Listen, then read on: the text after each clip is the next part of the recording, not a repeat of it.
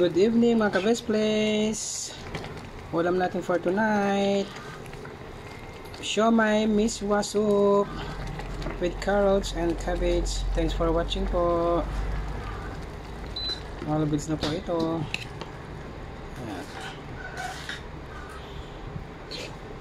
Ayan ang ating ulam for tonight.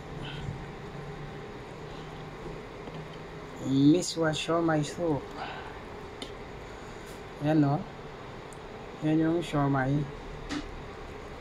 Ayan ang miswa. So may carrots, may Chinese pet chai.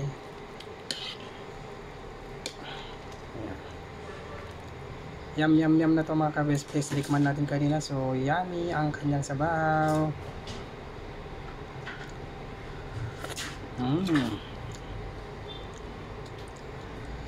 Ayan, pwede na tayong kumain. Thanks for watching.